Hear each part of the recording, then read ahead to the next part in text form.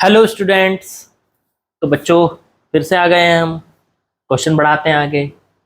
Board के आए हुए पुराने 10 साल के जो क्वेश्चन कर रहे थे हम उनको आगे बढ़ाते हैं। पिछली बार हमने 2016 वाले किए थे, आज बारी है 15 वालों की। निपटाओ चलो इनको भी आज करते हैं खत्म। जरा क्वेश्चन देखते हैं क्या कहा है।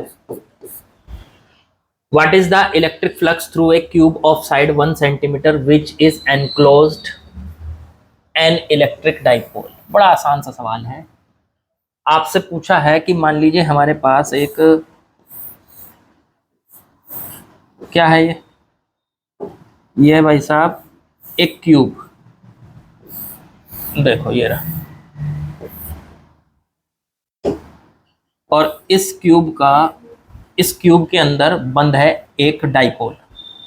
अब डाइपोल में क्या होता है? डाइपोल का मतलब हो गया एक प्लस चार्ज होता है उसमें, साथ में एक माइनस चार्ज होता है। ये डाइपोल होता है। प्लस चार्ज अगर प्लस क्यू है तो माइनस चार्ज भी उतना ही होगा, दोनों बराबर होते हैं चार्ज, उसे क्या कहते हैं? डाइपोल। प्लस क्यू और माइनस क्यू से बनने वाला डाइपोल।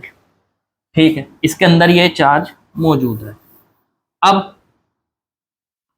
अब ये बताना है कि इससे निकलने वाला फ्लक्स कितना होगा। तो देखो गॉस थ्योरम लगा सकते हैं हम यहाँ। किसी भी बंद सरफेस से टोटल कितना फ्लक्स निकलता है उसके लिए फॉर्मूला है F phi is equal to Q enclosed बटे में एप्सिलॉन नॉट। इसके अंदर बंद चार्ज, तो इसके अंदर बंद चार्ज कितना है? प्लस क्यू और माइनस क्यू। टोटल चार्ज देखो, प्लस भी बंद है, प्लस का क्यू माइनस का क्यू, तो टोटल कितना हो गया? दोनों को ऐड कर दो, प्लस क्यू माइनस क्यू बटे में एप्सिलॉन नॉट। अब अगर दोनों को ऐड करें तो ये जीरो आ गया, तो इसके अंदर कितना चार्ज बंद है? जीरो। इसलिए इससे निकलने वाला फ्लक्स भी कितना होगा? जीरो। सिंपल यार, बिल्कुल आसान। एनक्लोज्ड चार्ज हमें बताता है कि फ्लक्स कितना निकलेगा। बंद चार्ज, अगर बंद चार्ज जीरो है, मान लो एक प्लस एक माइनस, जैसे यहाँ आया जीरो, तो फिर फ्लक्स निकलेगा ही कहाँ? इसमें से सारी लाइनें निकल के प्लस से माइनस में घुस जाएंगी, बाहर तो एक भी लाइन नहीं जाएगी, है ना। और जो लाइन होती है वही तो फ्लक्स होता है, तो बाहर कुछ नहीं जाएगा बच्चों। चलो अगले सवाल पे आते हैं। नेक्स्ट क्वेश्चन में बोला इसने what is the flux due to electric field. Electric field दिया through a square of side 10 centimetre when it is held normal to E. Okay, normal to E. मान लीजिए हमारे पास एक स्क्वायर की शेप है, मतलब ये एक स्क्वायर है, स्क्वायर शीट समझ लो, एक ऐसे स्क्वायर शीट है ये रही। अब ये स्क्वायर शीट में से इस साइड में फ्लक्स वो निकल रहा है, इलेक्ट्रिक फील्ड कितना? 3 इंटू 10 की पावर 3 आई कैप। आई कैप का मतलब एक्स की डायरेक्शन, तो इधर की डायरेक्शन मैंने एक्स मान ली, तो आई कैप हो गया।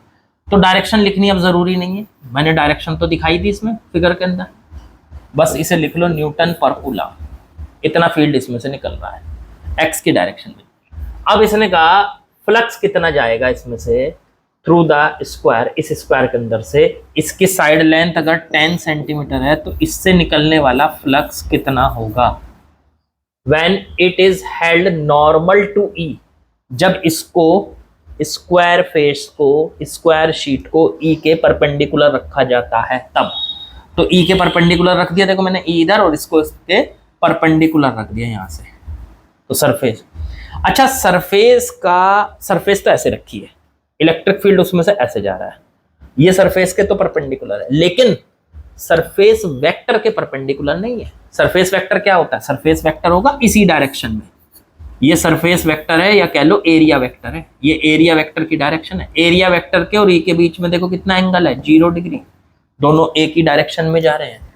तो यहां पर अगर आपको फ्लक्स निकालना है बच्चों तो फॉर्मूला होता है ई ए कॉस थीटा, मतलब 0 डिग्री। ई की वैल्यू है मेरे पास 3 इंटू 10 की पावर 3। एरिया कितना हो गया इसका? 10 सेंटीमीटर इंटू 10 सेंटीमीटर, स्क्वायर है, एरिया होता है साइड का स्क्वायर। स्क्वायर का एरिया कितना होता है? जितनी साइड है उसका स्क्वायर कर दो, तो साइड हो गई 10 सेंटीमीटर, मीटर में चेंज करो 0.1 मीटर, उसका स्क्वायर करो तो ये आ गया 0.1 0.01 मीटर स्क्वायर, ये आ गया।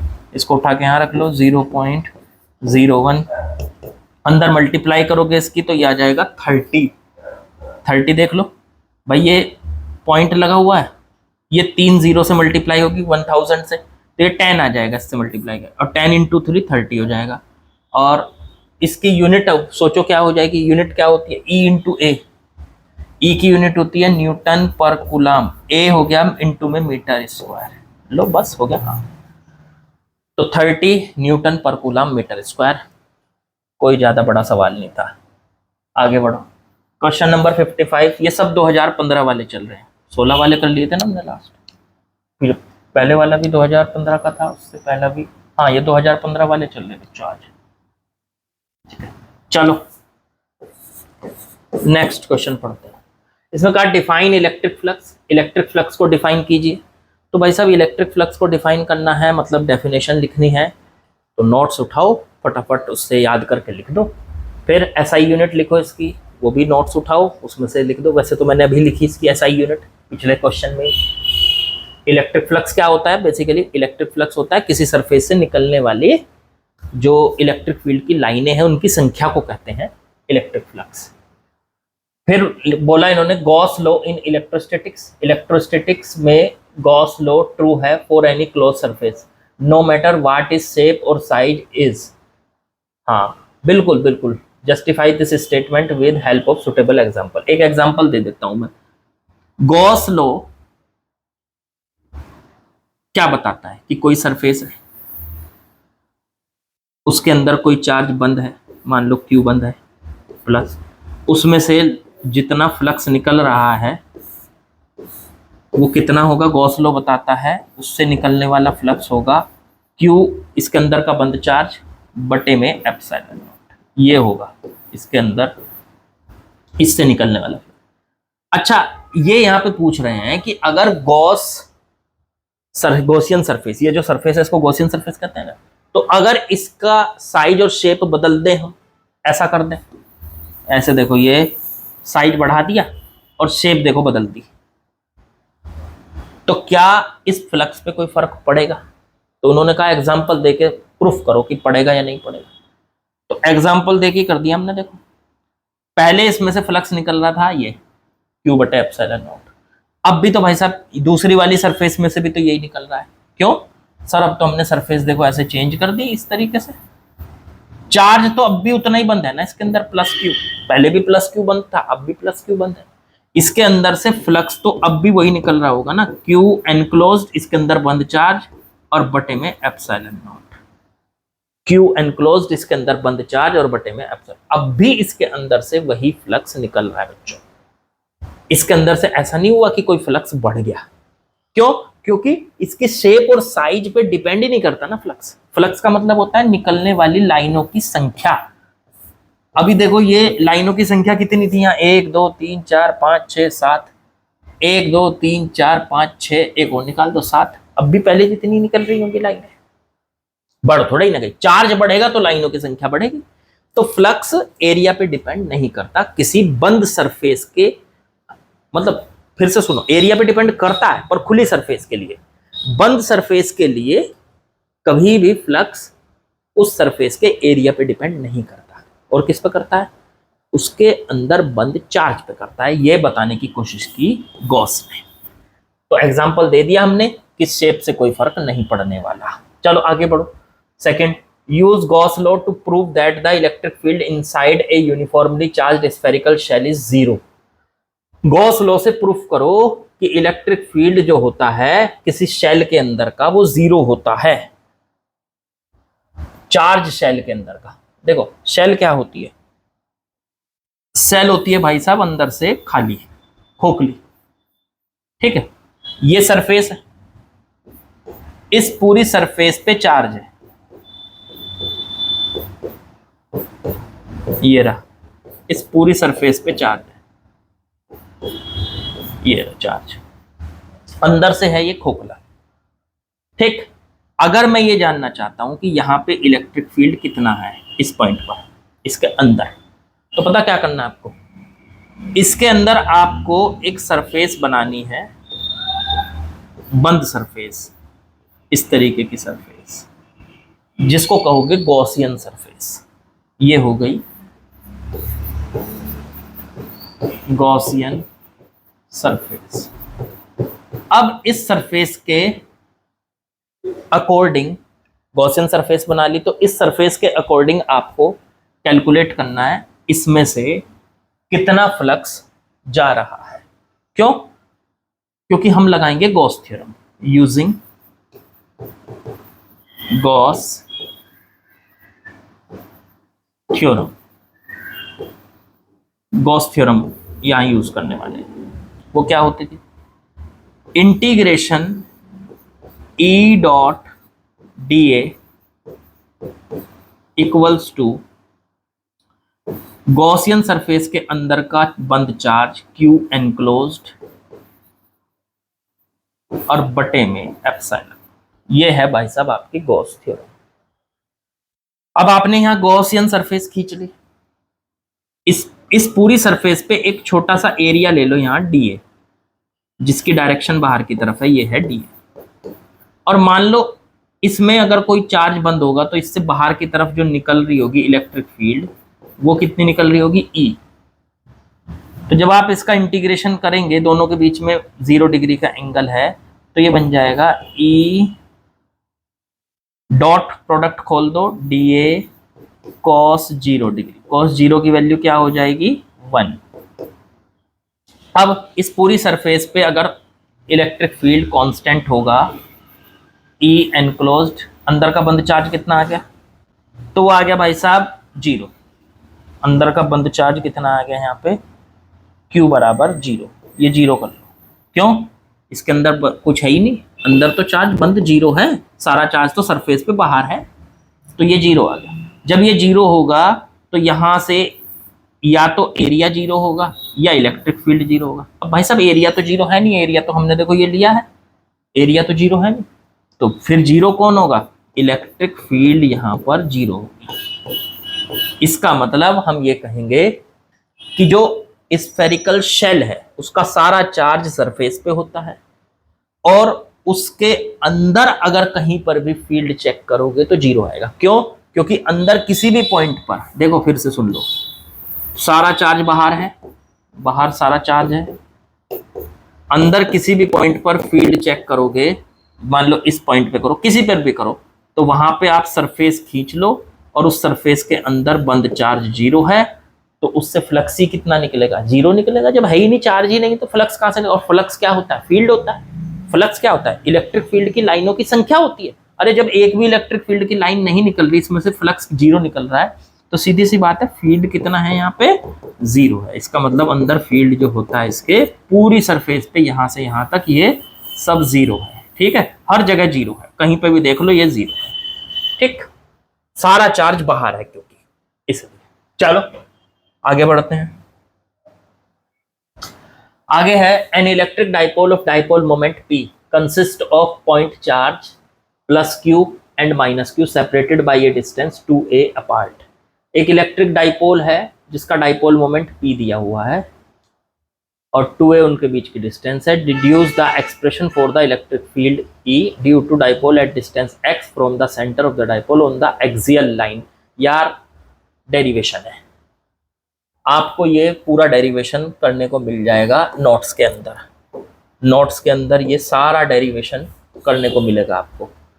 किसी डाइपोल, ये रहा डाइपोल, इधर प्लस इधर माइनस, और उसकी एक्सिस पे कहीं यहाँ जाके इलेक्ट्रिक फील्ड का डेरिवेशन करना है। कितना आता था ये?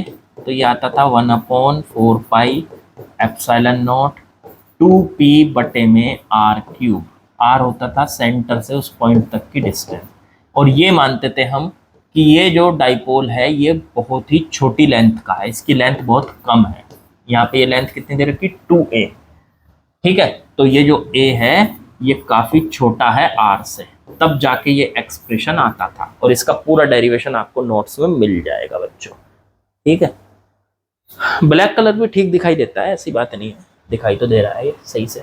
चलो मेरे ख्याल से समझ में आ गया। आगे देखो, आगे अगले पार्ट में बोला given the electric field in the region E equals to 2x I cap, find the net electric flux through the cube and the charge enclosed by it. Charge बताना है इसके अंदर का। ये अच्छा सवाल है, पर इस तरीके का सवाल मैं पहले भी करा चुका हूँ, ठीक है। चलो कर लेते हैं, कोई बात नहीं। देखो ये ना एक ऐसा फेमस सा क्वेश्चन है कि जो मैं देख रहा हूँ पिछले 10 साल में बार बार आ ही जा रहा, कम से कम 3-4 बार आ गया। तो ये अच्छा सवाल मान के चलो आप इसको, ठीक है।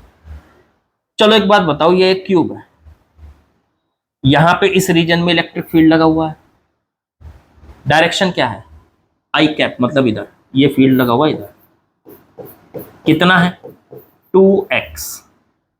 2x का मतलब x पे डिपेंड कर रहा है। जब हम यहां हैं ओरिजिन पे तो x की वैल्यू कितनी होती है 0, और जब हम यहां पहुंचेंगे इस फेस पे, इस वाली फेस पे, जब हम इस वाली फेस पे हैं, इस वाली फेस पे, तो x की वैल्यू 0, और जब हम इस वाली फेस पे पहुंचेंगे तो x की वैल्यू कितनी है यहाँ पे a, क्योंकि ये डिस्टेंस a है। अब यहां से फील्ड ऐसे जा रहा है, तो फील्ड की लाइनें यहां से समझो अंदर घुस रही हैं और यहां से बाहर निकल रही हैं, ठीक है। लेकिन यहाँ पे फील्ड होगा कितना, यहाँ पे इस पॉइंट पे x बराबर 0, तो अगर मैं इसमें x की जगह 0 लिख दूं तो यहाँ का जो फील्ड है वो 0 हो गया, क्योंकि जब मैं यहाँ x की जगह 0 भर दूंगा तो फील्ड 0 आ जाएगा। लेकिन यहाँ पे जो फील्ड होगा, यहाँ पे जो लाइनें जा रही हैं, x बराबर a है, यहाँ x की जगह a रख दूं तो फील्ड जो आ जाएगा वो E इक्वल्स टू 2 इंटू में x की जगह रख दिया a, तो 2a आ गया यहाँ का फील्ड। इसका मतलब ये कुछ सरफेस ऐसे, एक सरफेस तो ये हो गई जो x बराबर 0 पर है, तो यहाँ पे फील्ड कितना आ रहा है 0 आ रहा है। अब एरिया वेक्टर इसका चाहे कुछ भी हो, यहाँ का फ्लक्स कितना हो जाएगा φ1 EA cos 0 डिग्री, क्योंकि इसका इधर ही तो एरिया वेक्टर और इधर ही। अब जब E 0 है, E को 0 रखेंगे यहाँ, तो ये φ1 0 आ जाएगा, मतलब पहली सरफेस से निकलने वाली इलेक्ट्रिक फील्ड की जो लाइनों की संख्या है वो 0 आ रही है। अब आ जाओ दूसरी सरफेस पे, ये सरफेस थोड़ी दूर है यहाँ से, ये सरफेस कहाँ एग्जिस्ट करती है, जहाँ x की वैल्यू a है, जहाँ x की वैल्यू a है। अब इसमें इलेक्ट्रिक फील्ड कितना निकल रहा है इसमें से, तो इलेक्ट्रिक फील्ड तो निकल रहा है यहाँ से 2a, और एरिया वेक्टर कितना है इसका, तो एरिया वेक्टर है इसका a इंटू a इंटू में a बराबर a स्क्वायर, ये हो गया इसका एरिया वेक्टर। अब दोनों के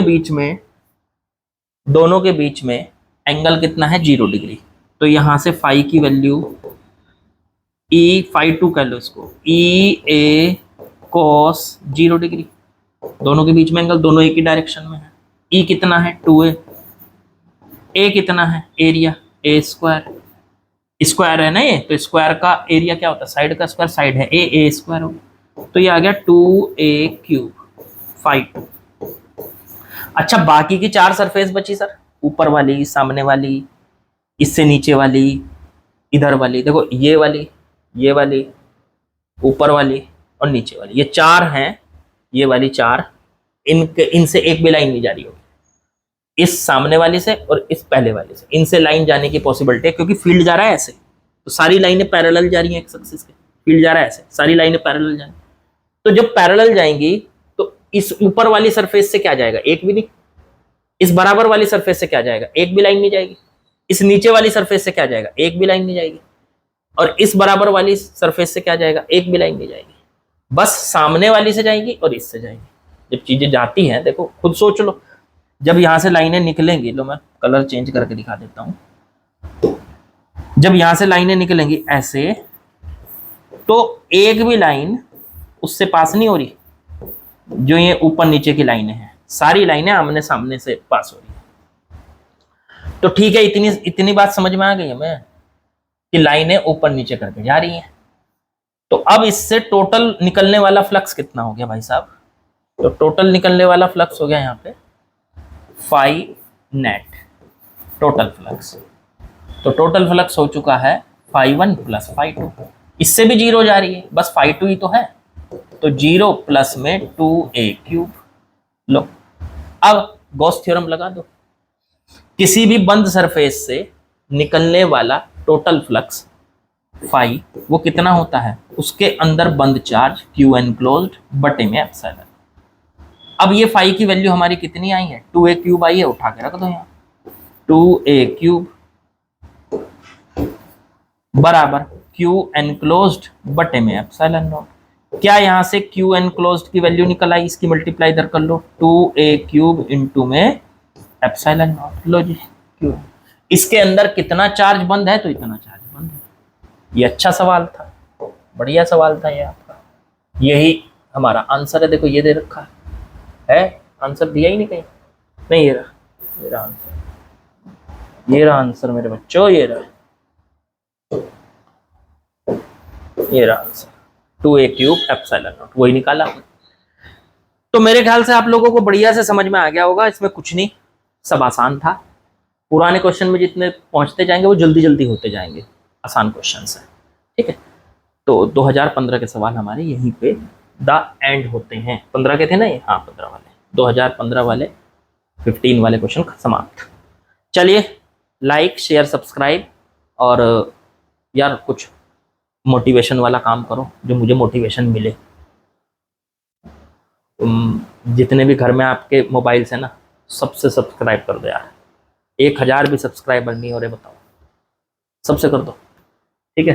कुछ थोड़ा सा मेरी हेल्प करो, चलो लाइक सब्सक्राइब कमेंट कर देना, कल मिलेंगे।